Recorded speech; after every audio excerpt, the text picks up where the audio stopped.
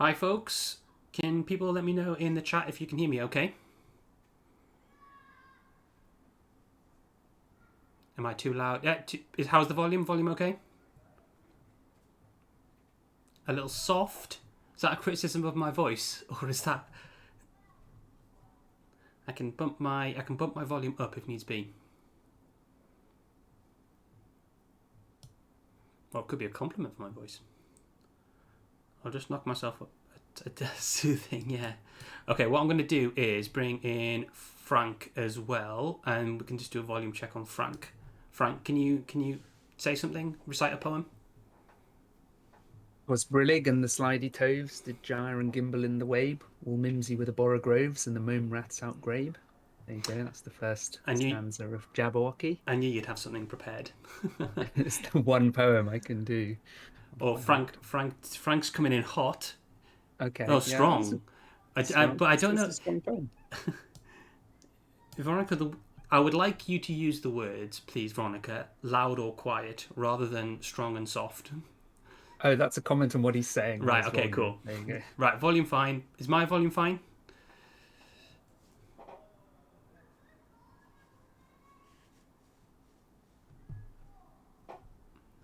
Right, I'm going to assume it is because no one's complaining that I'm too quiet. Right. Okay. Cool. We'll be live in just a second. And yeah, speak to you soon.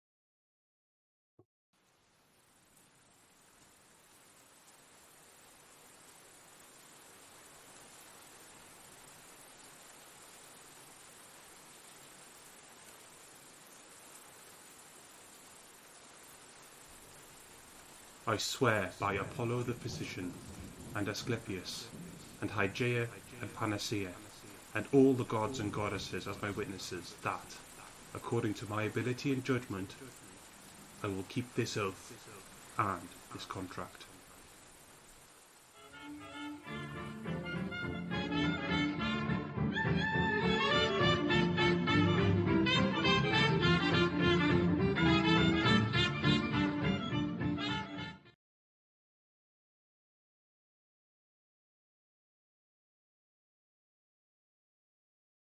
Hello, you're watching Drawn to the Flame, a podcast and sometimes stream for Arkham Horror the card game.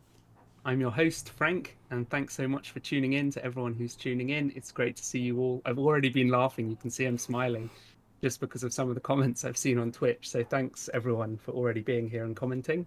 And today I'm joined by... It's me, Peter. Hello, Frank. Hi, Peter. How are you doing? Doing great, yes. And today we're joined by... It's me, Philion. Hello, Frank and Peter. Hi, Philion. Hello, how's it going? I am doing well. It is way earlier for me than for you guys, but morning is just as good a time of day as any to talk about Arkham Horror the card game. Yeah, thanks for joining us. Thanks for getting up to join us. We appreciate you being here. And we're here streaming because we've got some cards to reveal for the Scarlet Keys, which is awesome. And yeah, we're going to be diving in with that. I love it. The chat has already said Peter too. Frank and Peter together. Finally. I didn't. How long's it taken? Yeah, it's rare that we're here together. But yeah. So, Philion, if people haven't heard of you before, how might they have come across you for Arkham before we dive in? Well, I've run a very small Twitch stream, but I also participated in the 2 previous Horrors Without Borders charity streams. So if you saw someone beat the Dunwich Legacy in 2 hours while sacrificing Duke to Yog-Sothoth and still winning, that was me. That's like my big Arkham thing I've done. And then I just talk in the community discords a lot. It's great. Yeah, I was very honored to be your guest for one of them and realized how out of my depth I was. You joined me this year for just how fast can we throw Lita Chandler to Umerdoth. Yeah, exactly. And seeing how much preparation goes into speedrunning, it's not just go as fast as you can, it's know everything you're going to do as well. Yeah, it's awesome. A lot of preparation and, oh, I know what to do on this treachery. Oh, I know what to do here. It's a fun time. Amazing. Right, well, I reckon we dive in. Well, I was gonna say hello to everyone in the chat first. We've got lots of names I recognise. Looks like there's even some of the Mythos Busters in there.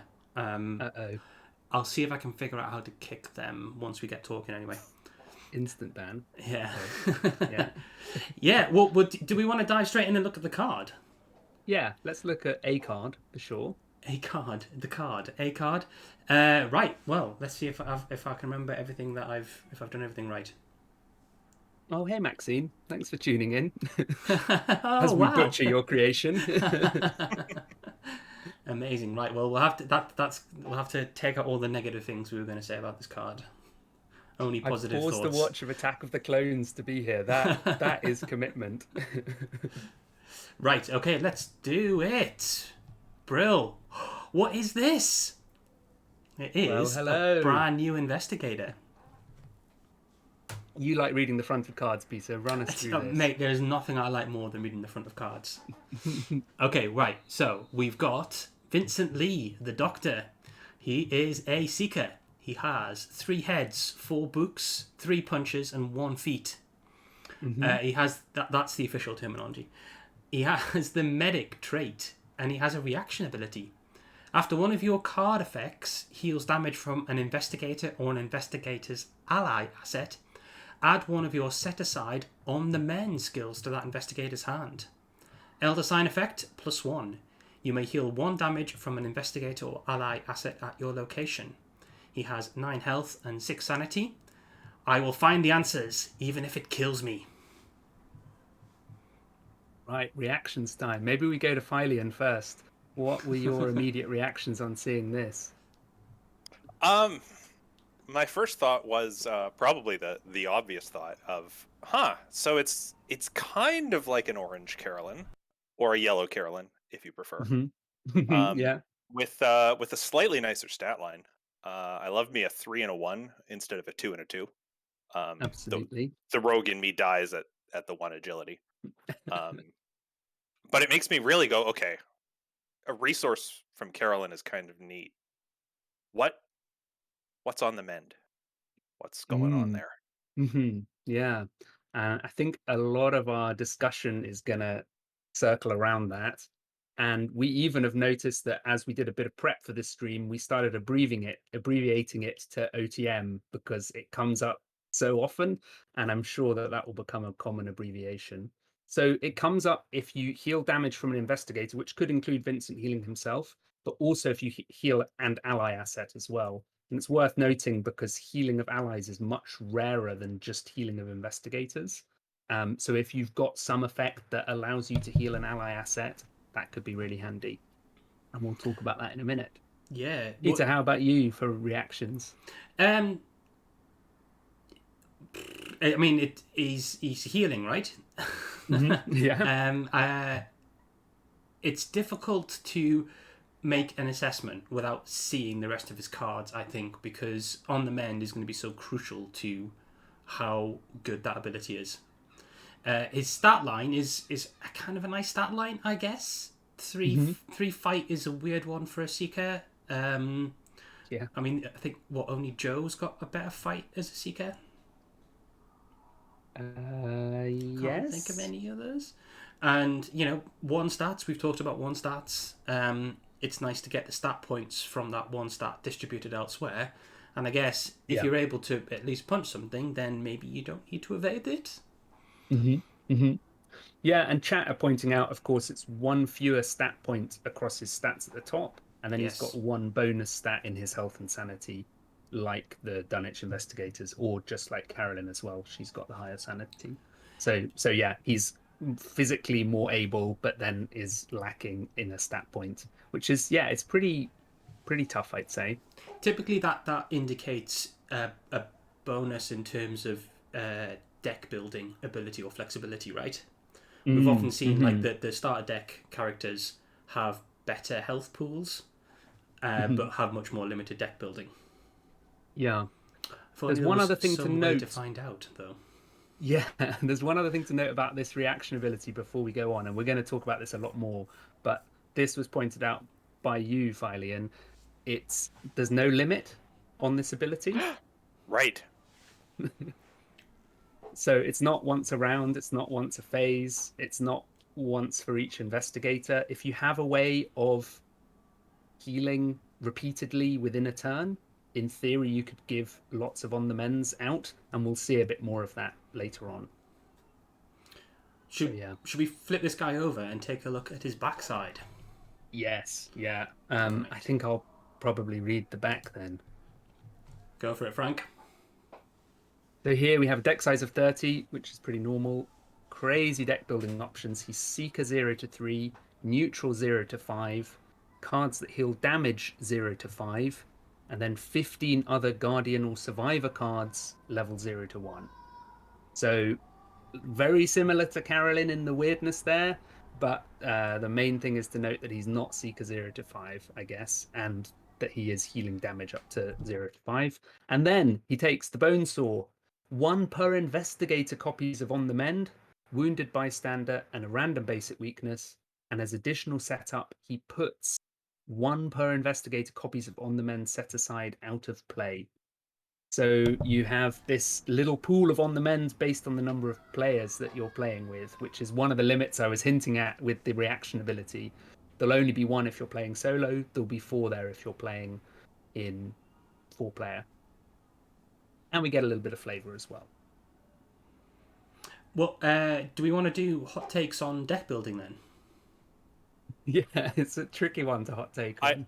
I mean, this the hot take from me on the deck building options is I'm entirely unsurprised by them. If you told me we'd have a Seeker ally or a Seeker investigator that healed damage like Carolyn, that's probably word for word what I would have just said are the deck building options. I would have been thrown for a loop if it didn't mirror Carolyn, but even the 0 to 1 and 15 others in another class is just really showing us the mirror between these two. I think it's. I messaged Frank earlier on because you'll see why we can dive into the deck building details. You'll see why we're able to do that in a little bit. But I messaged Frank earlier on just saying how wide that card pool is actually when you dig into it and what kind of play styles it can support. I don't think I appreciated it until I sat down and looked at the cards he could take, and I think. I think you can go some really wild directions in terms of builds with them. Mm-hmm. I don't think this is a hot take, but I've said it to both of you, and I think it bears Well, keep it to repeating. yourself then, Frank. I think it bears only. repeating. Okay. So this is slightly taken from one of the things Philion said. Like, if you just build him as a Seeker, and you use your off class to put in Survivor cards, you're basically building a worse min, because he can only get to Seeker 3 and Survivor 1. Mm-hmm. So, and Min can obviously go 5-2. And similarly, if you did the same thing but with Guardian, in a way you're just building a worse Joe, because again he's capped at 3-1 rather than 5-2. But the thing that shakes it up is that he's both of those at once, depending on what you want to do, as well as the healing damage as well. So you just get this extra thing going on, I guess, that you can be both at once.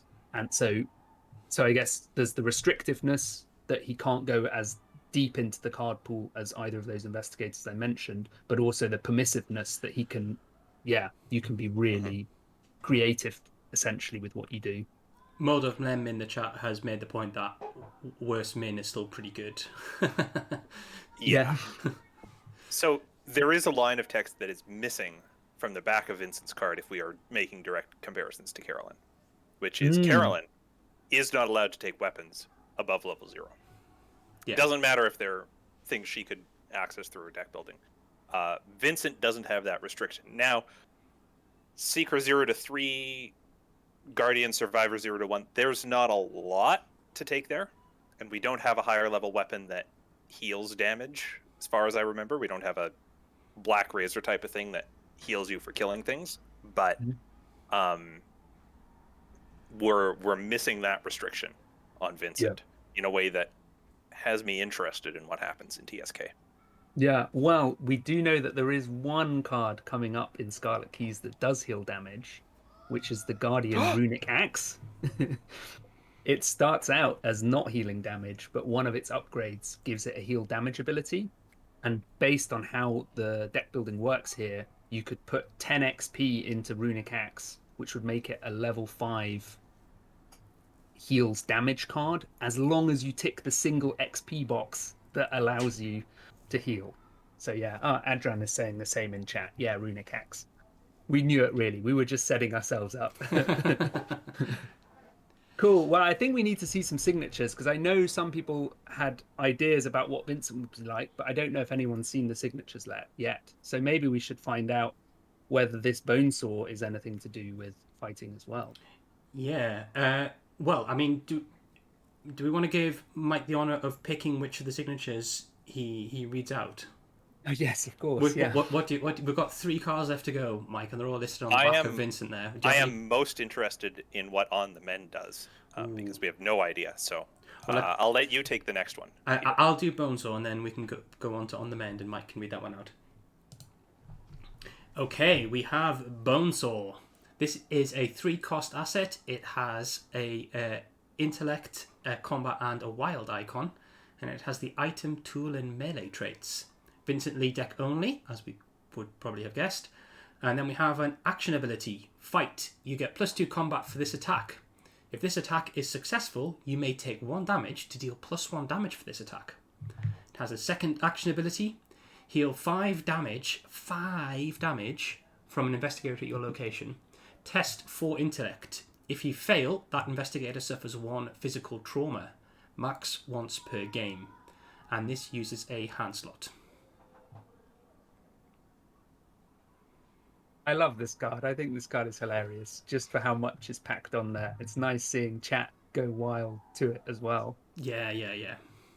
The point, well, first of all, I want to steal one of Mike's takes, which is that it seems like taking a physical trauma is a downside, but it means that you start the next game with some damage for Vincent to heal.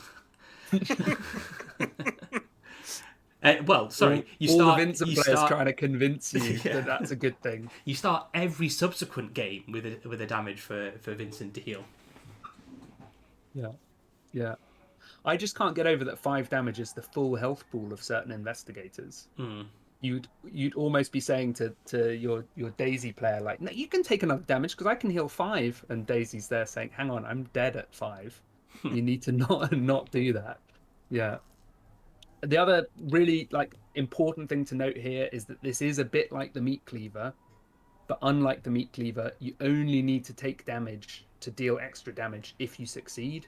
So you can swing with the bone saw, and if you miss, you've not taken horror, and you're not in a situation where you're maybe worrying, oh, hang on, I need to now take another horror as I swing again. So you only take the damage when you know you're going to deal damage, which I think is really nice. And I mean, don't sleep on that +2 combat. That gets him to fighting at a 5. Yeah, that's really nice. Maybe you want some boosts as well, but I feel like that's a good place to be for a signature, to get him at kind of a reasonable place, particularly on standard. Yeah, I think 5 with boosts from both Guardian and Survivor 0 to 1 allies is actually a spectacular spot to be in for fighting. Now, once again, so if we go back to Meat Cleaver, which you just mentioned, Meat Cleaver pairs well. I love Meat Cleaver because it pairs well with one of the best cards in the game, Pete Sylvester, because you can just drop the horror on him and then heal the horror of yourself.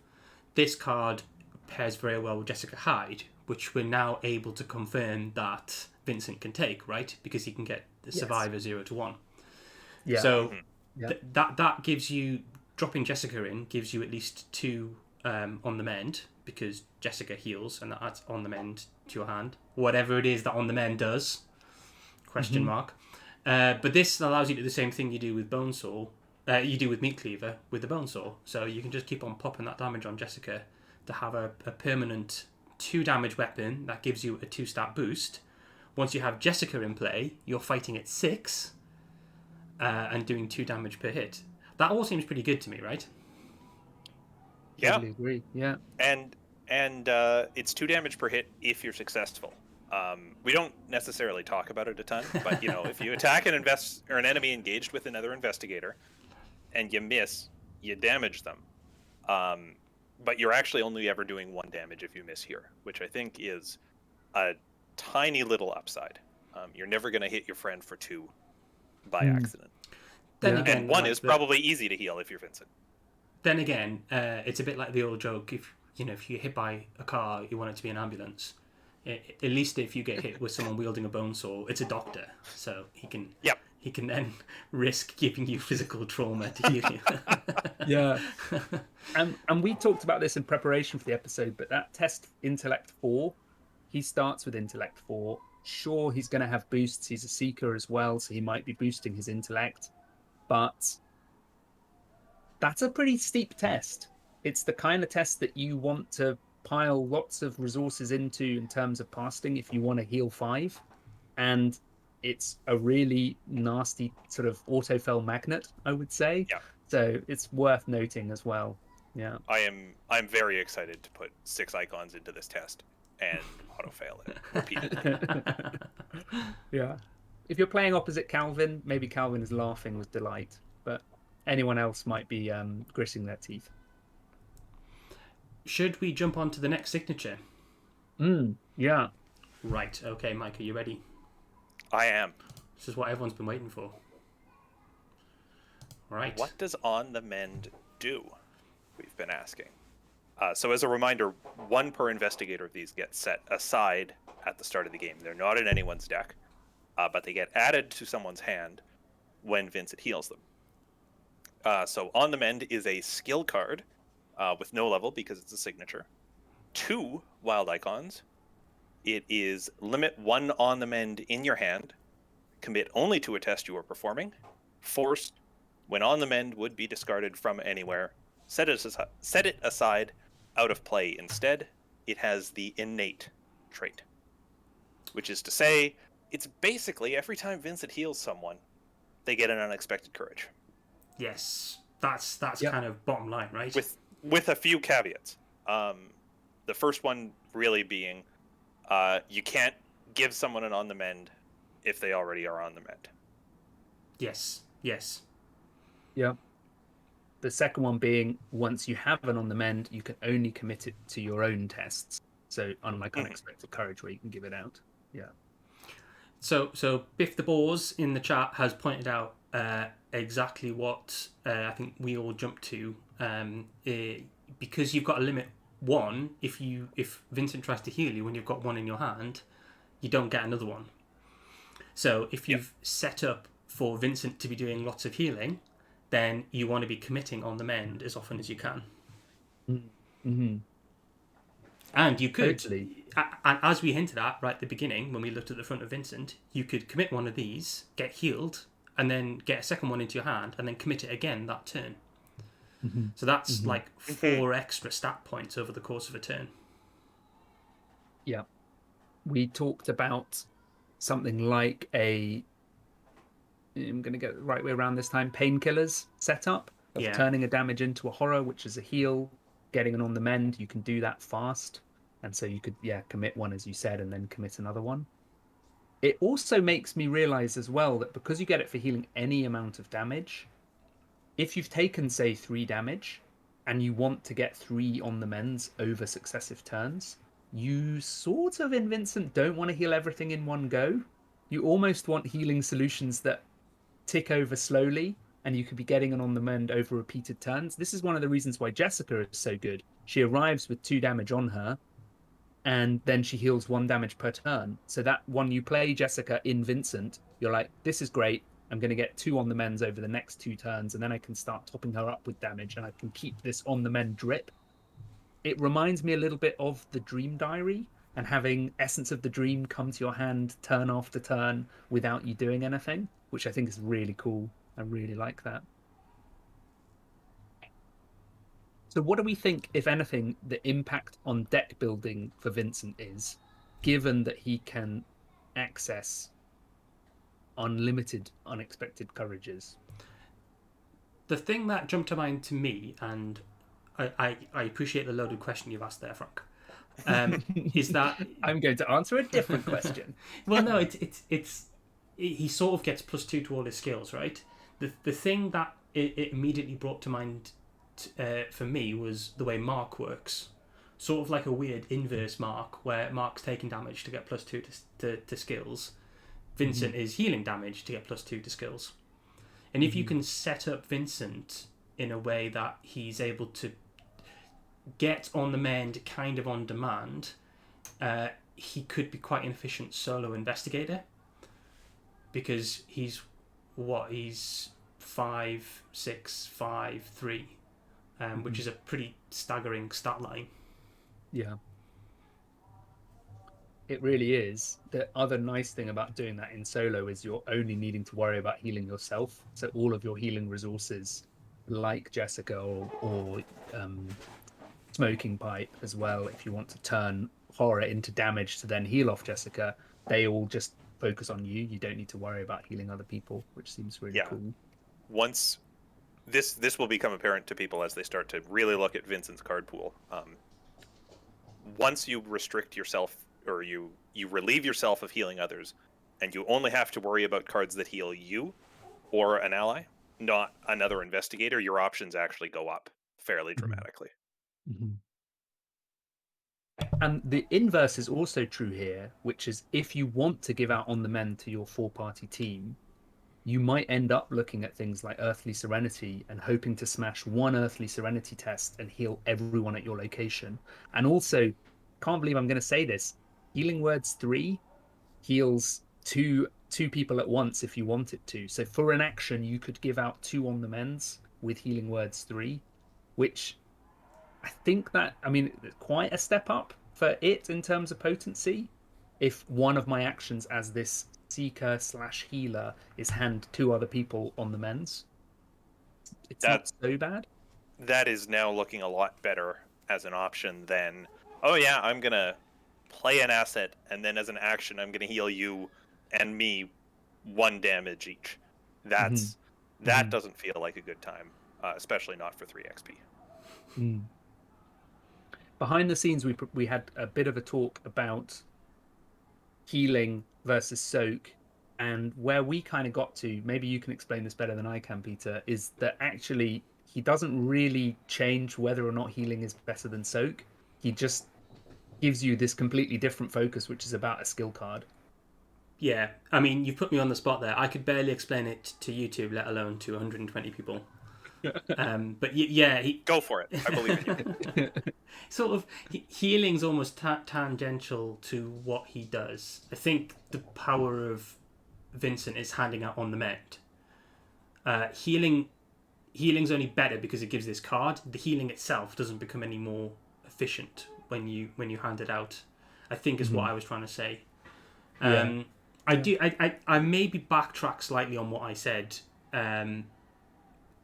for reasons I'll come on to in a little bit. When I was looking at the card pool, I found myself passing up cards which could soak. Passing up for a thing we're talking about. We'll be talking about. I found myself passing up cards which could do things like soak for other players on the team, because actually it's better to have that damage there ready for you to heal than it is for it to avoid being taken altogether. Like he could take dodge and stop an ally on your team from being hit, or stop himself from being hit, but actually it's probably better to take something like emergency aid, which I mean I think is probably going to be high up on the list of cards you take him anyway. But my point is, the dodge doesn't give you an on the mend. The emergency aid does, for not much difference in in what your end result is. Yeah.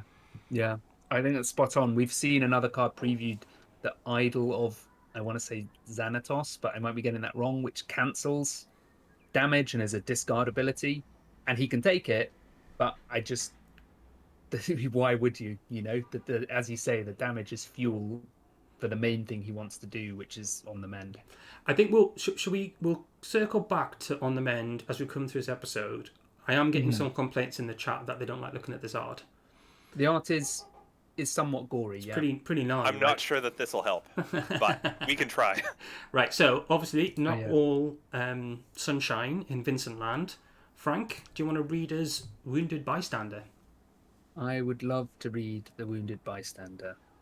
This is Wounded Bystander on death's doorstep. Poor little man with his bloody shirt. This is an asset weakness, ally and bystander traded. So it is an ally asset. Revelation, put Wounded Bystander into play in your play area with 3 damage on it. It cannot leave play while it has damage unless it is defeated. If it has no damage, discard it. There's 2 forced effects. When you take non-direct damage, at least one of it must be assigned to Wounded Bystander if able. And a second forced effect, if Wounded Bystander is defeated, you suffer 1 mental trauma. It can soak 5 damage and no horror, so it comes in with 3 out of 5, and you're just 2 damage off getting a mental trauma. It's apathetic plays in the chat has just instantly said, yes, 2 free soak. Oh. Yeah. So it comes in with damage. If you do nothing happens, insofar as there's no penalty for not having healed the Wounded Bystander by the end of the scenario. The penalty kicks in if it gets defeated. But a little bit like the Baron in Marie, it just makes taking damage more tricksy. Yeah. Pylian, what do you make of this? This is a really cool card. This is my candidate for my favorite weakness in the box, and this looks like a box based on the other previews we've seen that has more weaknesses than normal. But this looks like my favorite weakness. The big thing I want to highlight is the first forced ability, which is a little tricky. Because it's not like you might intuit with it's not quite the same as a composure. So the text is, when you take non-direct damage, at least one of it must be assigned to Wounded Bystander. Not damage placed on you must be assigned to Wounded Bystander first, but any sources of damage, some of that has to go onto you. So if you're, say, hitting with the bone saw, and taking 1 damage, you can't put that damage on Jessica Yeah. if Wounded Bystander is in play. You will have to really watch out. A, to make sure you get the trigger right, and B, to make sure you don't actually kill this guy just by existing. Mm-hmm.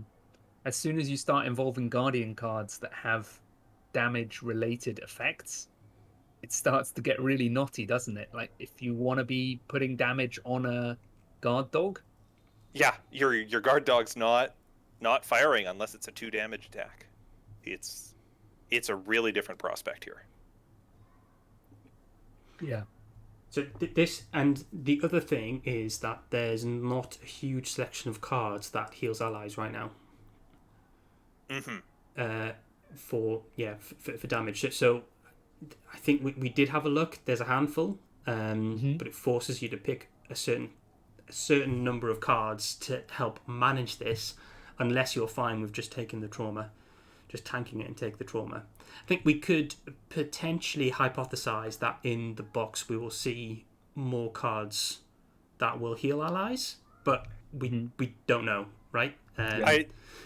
Do you think Amina will have more Doomplay assets or Doomplay options come in the box? Yeah. I think we're on the same idea with that. Yeah. I mean, there's some that I'll maybe highlight now. So I've seen chat mention Inspiring Presence. Absolutely, you can ready an ally and heal it.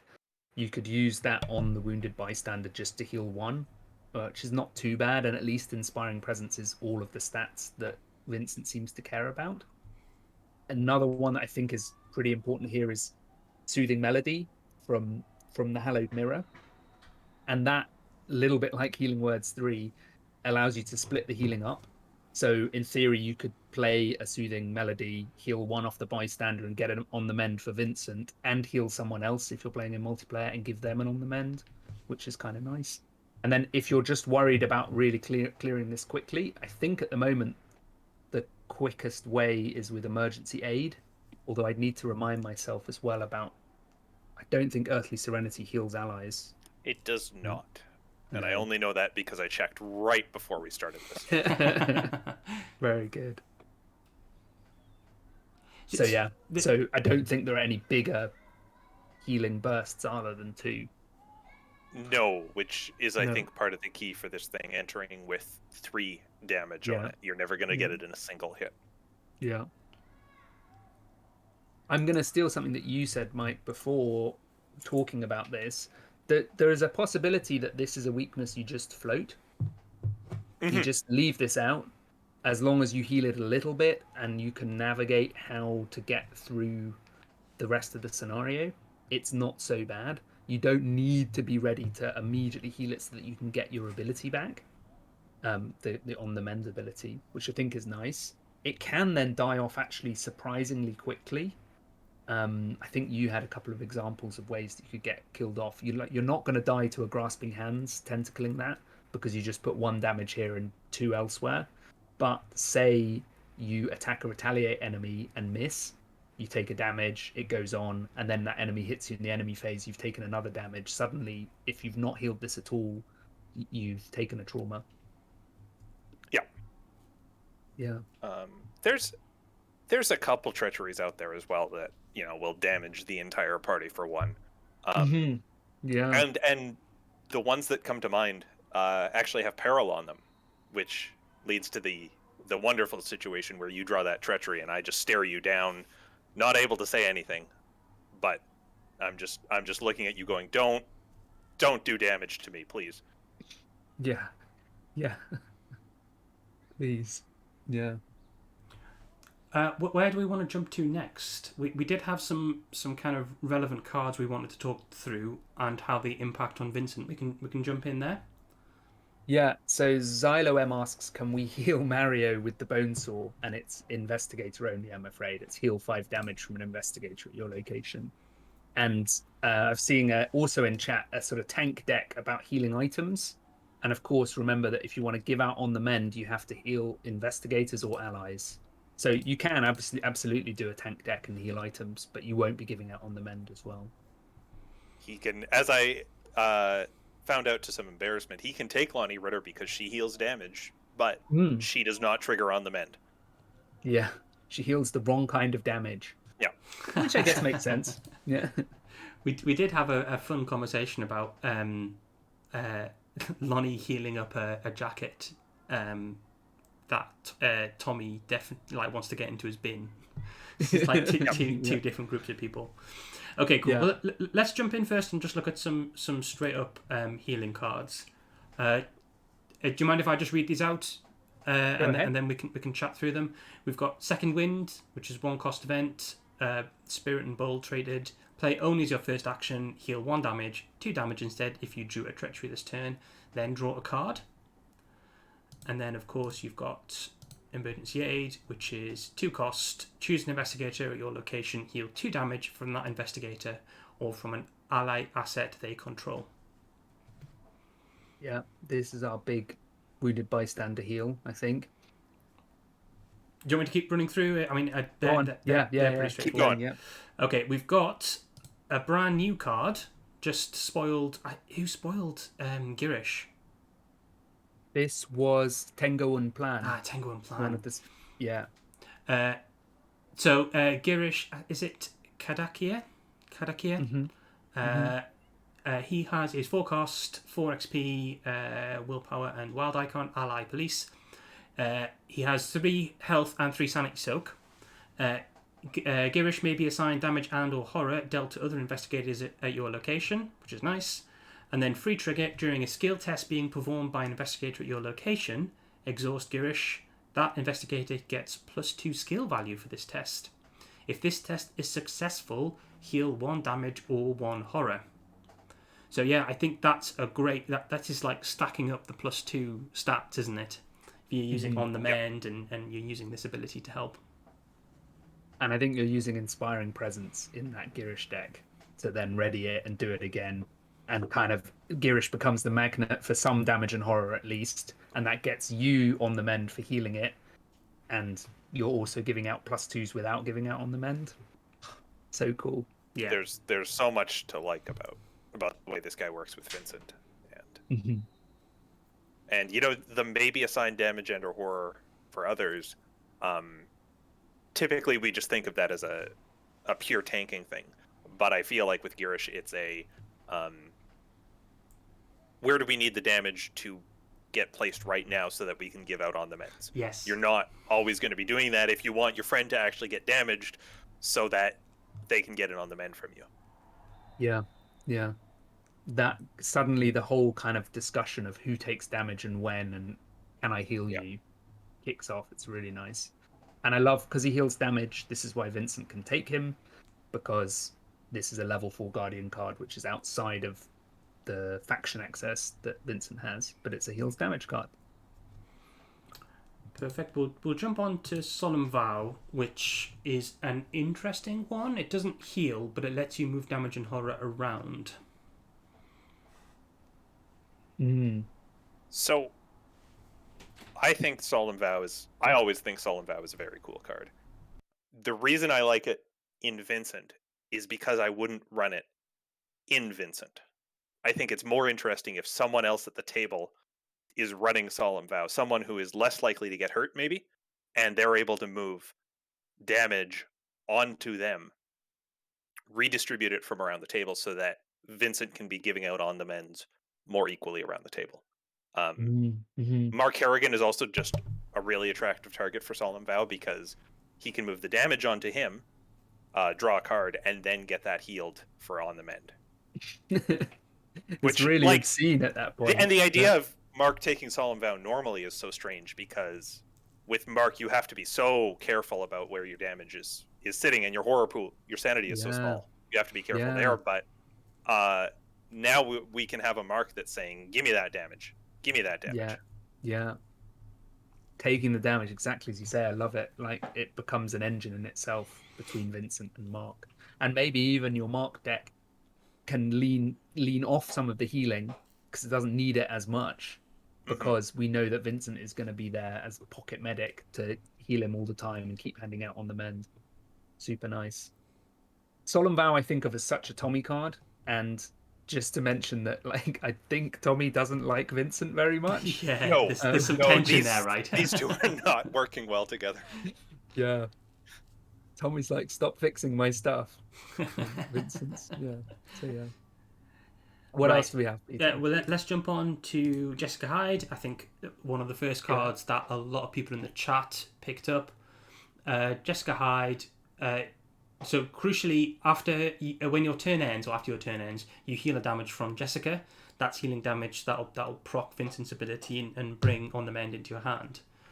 Now, the thing I like about using her as an example here, she comes into play with 2 damage on her, and if you consider On the Mend or Vincent's ability is basically a card draw, you're paying 3 costs for a stat boosting ally here, which also draws you 2 cards when she comes into play. And then potentially, if you can keep on feeding her damage, she can draw your card every single turn, right? She's drawing. Yeah. Pretty obscene. I even got to the point of wondering about Trusted in a Vincent deck. Yeah, you did. Just because, like, you want to, if you're going to definitely have Jessica around, you might want to put some horror on her as well. If you're running, say, Inspiring Presence and have another way of healing, although I know that doesn't quite work given she heals damage. But you might have a situation in Vincent. Similarly, actually, as well, if you're running any of the Miskatonic allies that have 1 health, they can't do any soak for you, and you might want to shore them up. So I think it might be worth looking at Trusted again in Vincent, just because of how he might want to play with healing allies, maybe. I haven't thought about Trusted since my first Forgotten Age run with Leo Anderson, and now we get to revisit it. 4 years later? Yeah. I mean, put Trusted on Girish. You just stack up a load, making him into a 4/4 and with self-healing is amazing. So yeah, it's probably a good thing for balance reasons that Vincent can't take the star. That was just in my head. Yeah. Okay, what's next, Peter? We'll keep jumping forwards. We've got Spirit of Humanity.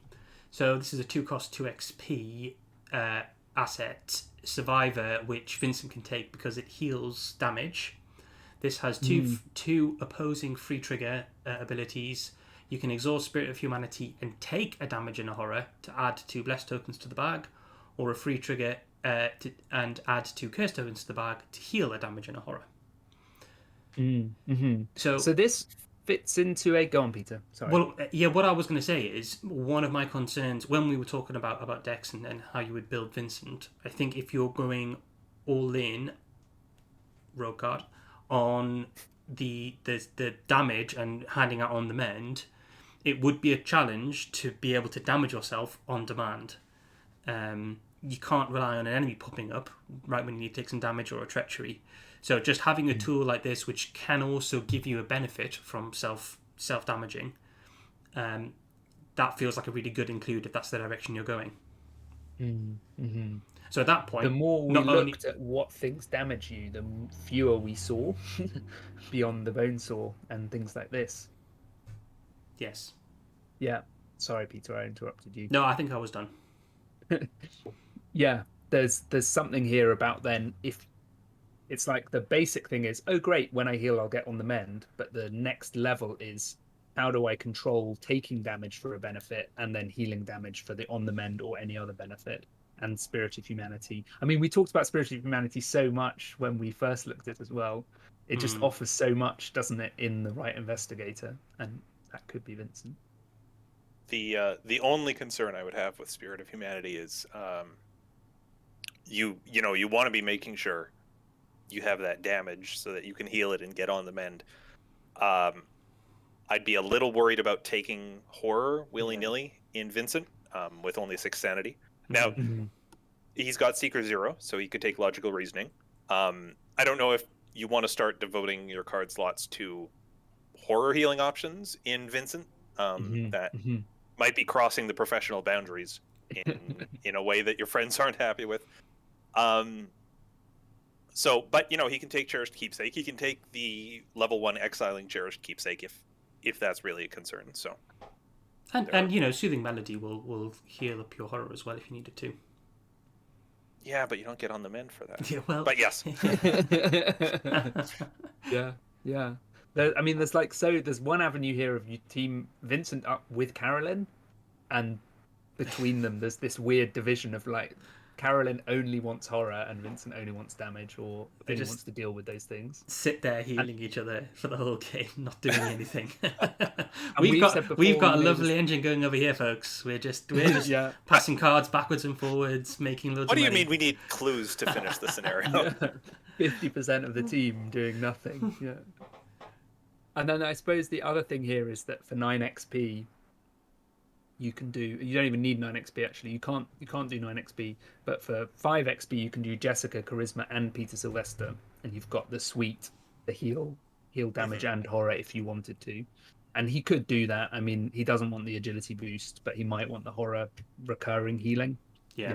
I thought you were going to say that adding curses neuters on the mend, which I guess is the other risk here with Spirits of Humanity. You have secret level 2 access. You can add all the curses you want, and then your friends just have to deal with them. Yeah. When they draw that curse, you're like, well, I did heal you, so we're even. Yeah. Okay, let's move on to another card. We've got people mentioned this in the chat, and you mentioned it, Frank. We've got Runic Axe. Of course, I'm not reading all that text. That's a serious reader there. But Inscription of Glory, which is a 1 XP, a 1 checkbox upgrade for the Runic Axe, says it gets the Glory inscription, which says if this attack defeats an enemy, choose one, draw 1 card, heal 1 damage, or heal 1 horror. So once you've got that checkbox, then the rest of the card is up for grabs. Do you want to dive into that any further? Here. Okay. Yeah, well, I just want to say you don't need to use this as a healing solution in Vincent. You just need the checkbox. The important thing is you just take the checkbox, and this could just be your weapon. It could be a card draw solution if you want to use the Inscription of Glory for draw or for healing horror. It shores up that scarier point, his 6 sanity. Mm-hmm. And then if you want to, you can pile in other XP into other things and use it, I suppose, to, I guess, use the Inscription of Accuracy to get a big enough boost, or you can kind of go crazy at that point if you wanted to put lots of different things into it. And once you've had Inscription of Glory, he can take up to level 5 in this card, so you can take 10 ticks, which is really cool. Yeah. Should we just quickly look at the last one, and then we can move on to the next section? Yeah. Okay, last one. Frank, you pulled this out the bag at the last minute. The alchemical distillation. Once again, we've got a similar catch loophole as we do on the Runic Axe, where one of the checkboxes is mending distillate, and we add the option to heal 2 damage. So I think, I quite like it. I think alchemical distillation was fine. I wasn't blown away with it when I saw it. But certainly it's got a little bit more game in Vincent, because you're handing out cards along with the healing as well. There's a thing where you could try and translate crack the strange solution and take the restorative concoction, which just is an action heal 2, and it can do it 3 times. Yeah, but that's 4 XP. Or for 1 XP, I mean, you can take this at level 0, but if you wanted that as a healing option for 1 XP, what you're basically adding is taking an intellect 1 test. So it's not, obviously that comes with more risk, but it's another way in if you don't want to be doing the strange solution translation and everything else. If you just want another option for handing out heals. If you use shrewd analysis that just popped into my head, do you get the second one essentially for free because there's only one option? Yeah. Oh, beautiful. Yeah. Yep. The same as Carolyn. Yep. Yeah. Carolyn and Guiding Stones did the same thing. Yeah, of course they did. Yeah. Or Ancient Stones. Yeah. So I feel like I've only scratched the surface with customizable cards, and there's much more to explore about whether I'd actually want alchemical distillation at level 5 and use 1 tick on the mending distillate. I don't know, and same with the Runic Axe. I think there's so many imponderables here. It's, what, who's in my party, what's my role, what campaign are we playing, all of that stuff. But yeah, it's all in there. I should have warned you. I put the cameras back on, so luckily you were all still fully clothed. Yeah, I put my shirt At back on. at least from the waist up. Should we jump on to the next section? I'm just keeping half an eye on the time here as well. Yeah. So we set ourselves the challenge of making a Vincent deck each. Bearing in mind, as we mentioned earlier, that we only know what cards are revealed so far from the Scarlet Keys, and I think even we didn't even go into those cards much when we were building decks, any of us. I guess I don't want to put words in both your mouths, but it felt like it was quite easy to take Vincent in 3 very different directions. Yes. And build 3 quite distinct decks that did quite distinct things. And let's go through them. Who wants to go first? Who's a volunteer? I'll go first. Oh no, I'll go on a guest privilege. I think mine is a good starting point because it doesn't do a lot special. So this is kind of what I called a Vincent Clue deck that is less concerned with healing other people. You've got emergency aid, you've got Hallowed Mirror in there, you've got bandages, but those are mostly just for, I have a spare action, let me give out a bit of healing. The main thing I was looking at here was I said, okay, Vincent has Survivor and Guardian 0 to 1. How many clue events or clue options can I get in there? So we kind of talked about this earlier when we said he's like a min, but a min with also Guardian access if you go in this direction. So you get the 4 intellect and the Mariner's Compass, but you also get evidence because beating things up with the bone saw is actually fairly easy. Scene of the crime access and a number of other Guardian options, including Greta, who I couldn't quite fit into this deck. Nice. This deck kind of appealed to me as a first option because it was a similar Carolyn deck that I first played the Circle Undone with. And it was like, oh yeah, I can heal a bit of horror here and there for my teammates, but mainly I'm just going to give out little drips while I'm using my really expanded access to pick up the clues. Does this deck work? I don't know. I haven't played it yet, but like what kind of person is taking Working a Hunch and Scene of the Crime and Burn After Reading all in one deck? And the answer is actually Lola Hayes with the new Taboo, but also Vincent nowadays. Yeah. And it's just a nice reminder that we're dealing with a 4 intellect seeker, which is absolutely respectable. And we've barely talked about getting clues. We've focused so much on the healing and on the mend. And he's in some way a skill card investigator because he creates these skill cards for everyone. But your role, like it's been said before about Carolyn, if you just say, I'm just going to heal horror, you're actually not helping the team progress. You have to turn it into some kind of progressive thing where you're also pulling your weight in terms of clues or damage output or whatever else it is. So I think it's really nice to see the clue focus that you can do. So this is just a kind of a boring Vincent that doesn't lean so much into his ability, which is why I wanted to start with it, because I've seen what Frank's done, and that's more interesting, let's say. Well, should we jump onto that deck then? Frank, are you ready to talk through? Yeah, I'm ready. Yeah. Okay, hopefully folk can see that okay. So my focus was solo Vincent. So I wanted to be doing a bit of everything. My enchanted blades could happily be runic axes, and I'd maybe tweak the Hawkeye folding camera, but I wanted some damage options, and I wanted some healing, and then I also wanted to pass tests.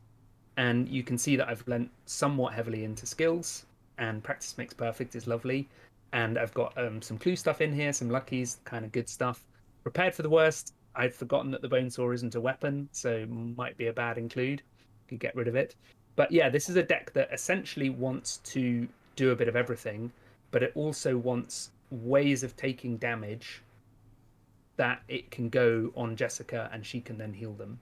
So we've got the bone saw, and then also one of the few of things that gives us damage is blood eclipse. So we can use blood eclipse for that as well.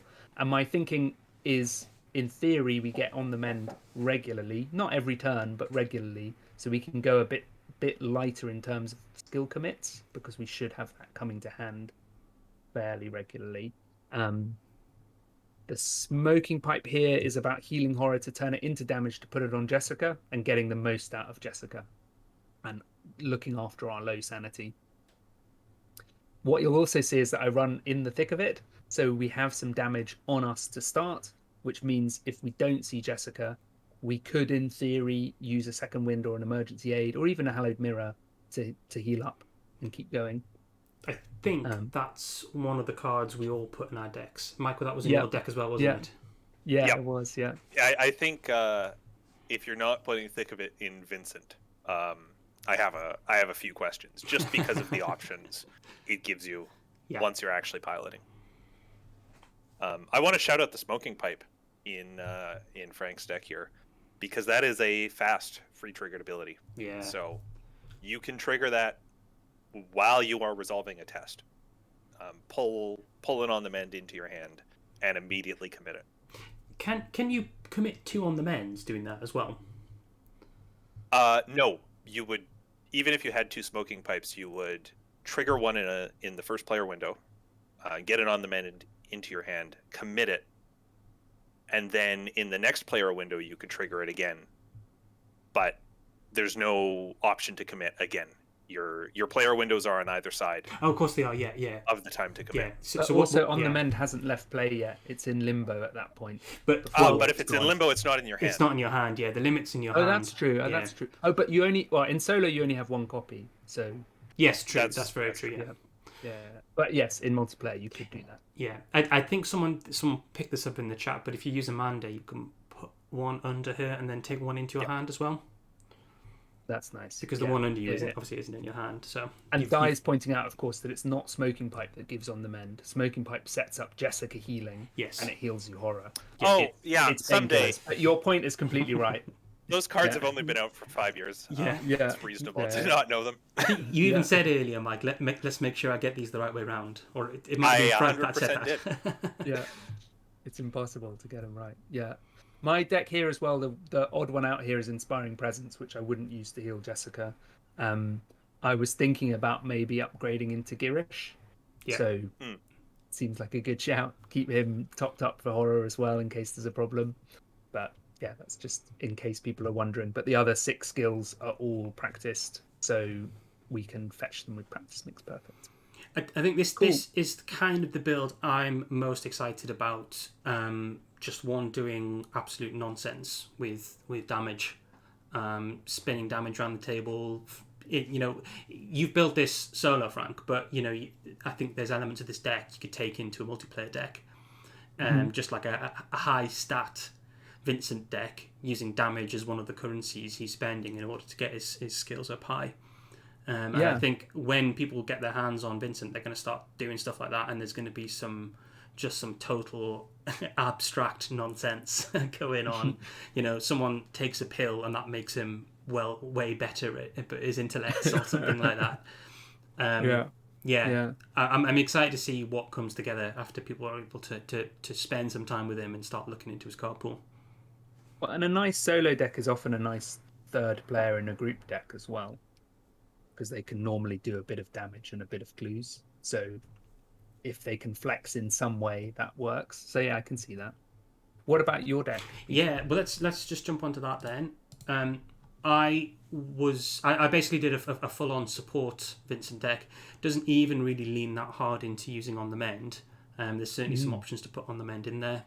I've used Grizzly Totem, which can add additional icons to skill cards. And if I remember right, Grizzly Totem, you can trigger that on whenever a skill card is committed to a test. I may have remembered how it works wrong. I'm going to look this up so I don't look like a fool online. Too late. Is this your first time seeing this deck, Mike? Yeah, I didn't show this to Mike earlier because he was asleep, which is fair enough. He didn't stay up all night for our last minute chats. Yeah. Grizzly Totem works. Yeah. Works when you commit something on anyone's test. Yeah. So Yeah, what I wanted to do was prioritize movement, so you're staying with the other investigators' skill cards, so there's a bunch of skill cards in there, and then some healing as well. That's the way I went with that. Strength in numbers felt nice. Not only is it thematic, you've also got Grizzly Totem and Scroll of Secrets in there. So that's with Safeguard, that's 4 classes, I think. Everything but Rogue. Yeah, everything but Rogue. Need Lonnie in your deck.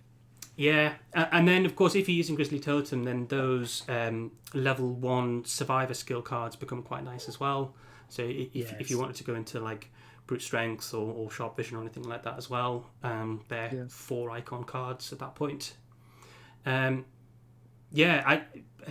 think it really shows that you can go in several totally different directions, and then you put guidance in this deck as well. Yeah, guidance feels good in this guy who might not have something to do with all of his actions all the time. Exactly. Yeah.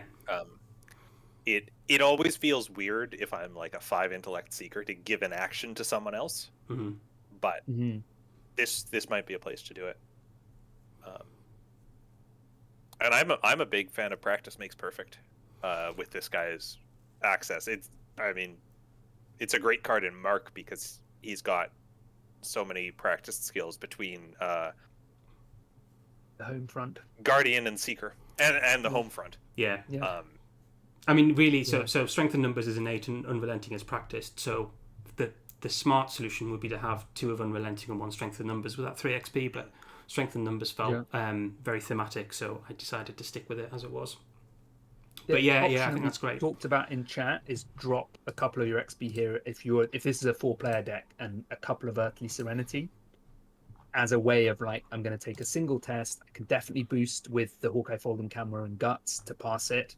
I can heal everyone and give out On the Mend as a sort of stepping into the final room thing. Like, here's a skill card, everyone, here we go. We'll pass our final test or whatever the situation is. I think that's really nice. So strikingly, we all took in the thick of it. We all took Hawkeye Folding Camera. I did not. No, you didn't. You took Magnifying Glass. We've all taken Emergency Aid, which I think, particularly with the Wounded Bystander, is important as an option to be able to just get 2 damage off the Wounded Bystander if you're worried about getting knocked out and avoid that trauma. I did think about whether you wanted to go with something, if you want to make a more kind of mythos tanky, if you want to go with something like Let Me Handle This, but it felt like it would be better to have the Treachery deal the damage to your allies and then heal it than it would be directly to take the cards off them. Yeah. The guidance point raises an interesting question as well, which is I'll just switch there's back something to, to cameras, be folks. said around having actions ready for Vincent to heal. So one of the things that's good about the Bonesaw is that it gives you a heal ability that you can spend an action to do. It's a max once per game, but similarly having an event in hand that you can play to heal is good for knowing, okay, if I have an action I can give someone an On the Mend. I've even thought this is where I wouldn't be surprised if people put First Aid or Healing Words in Vincent, because what they want is the ability to spend a single action and give someone On the Mend. It's not speedy, it's not efficient, but they like that idea.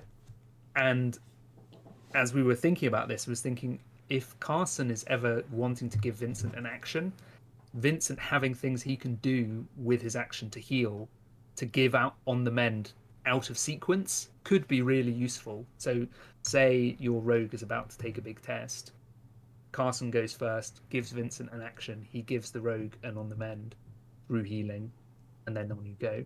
I think that seems really nice, where because healing in Vincent becomes giving out skill cards, there's like this extra layer of utility, I suppose. Yeah, there are, well, as far as I can remember, no way is to fast heal another player like outside of your turn. So if you want to give out an On the Mend, that usually means Vincent is taking his entire turn to do that. And maybe you don't want him to go first. Maybe you only need one action, or maybe you want him to go do just one action to heal one person, but then give out more on the mends after everyone else is gone. So you want Vincent to go last. Carson is going to give you that flexibility to go and take an action and heal someone whenever you need it. Yeah. Carson is really going to shake up order. Yeah. We're going to end up taking turns in really weird ways because of the way that he breaks down that who's going first, who's going second.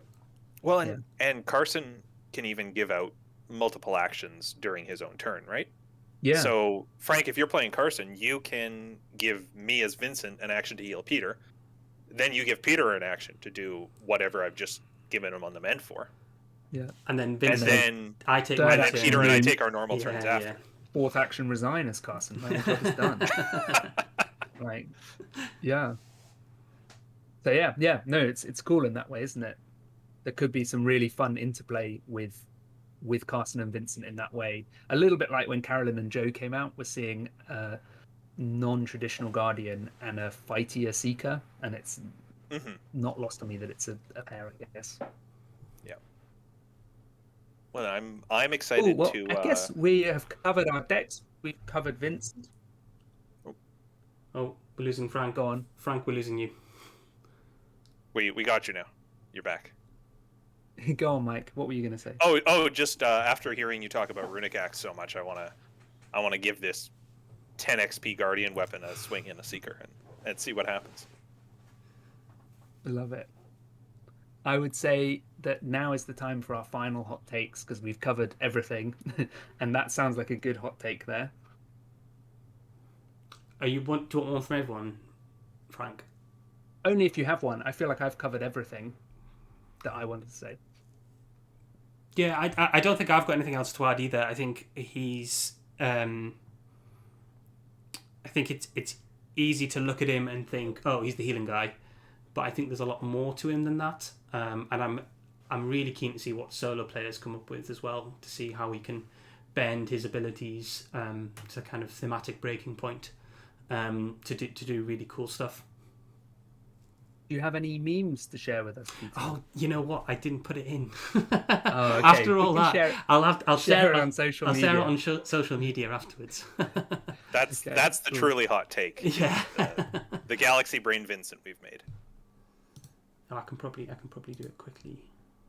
Right. Yeah. You start doing. I'll play us out with it, Frank. If you start doing a wrap up. Okay. Well, thank you to everyone who's tuned in and joined us for this special episode. Philian, thank you so much for joining us as well. We really appreciate it. If people want to check out your stuff, where can they find you? They can find me at Philian as anywhere, Fylion, but mainly twitch.tv/Philian. I'm streaming Arkham Horror, the card game, 1 or 2 times a week on there. Amazing. And I'm trying to play 12-player Machinations through time tomorrow, so I'll see you all on Monday after I pass out from that. Streaming it? Yes. Amazing. I played Machinations for the first time last weekend, Mike. I've been saving up, as I always do with the Epic multiplayer. I've been saving it till I have a chance to play it. Epic multiplayer mode, yeah. So I'm not there doing 3 tables or anything like that. It's so much fun. Absolutely love it. Yeah. I can't wait till I can play it with Frank. So yeah, thanks so much for joining us. Just shout out to everyone who's joined in the chat. Really great. Thanks for taking the time. All the first time commenters, really appreciate it. And yeah, if you want to stay tuned with our stuff, we're Drawn to the Flame. So we're on all social media as Drawn to the Flame or Drawn to the Flame podcast. And yeah, we hope to see you soon and speak to you all soon. Thanks for listening. Thanks, everyone. Bye. Bye.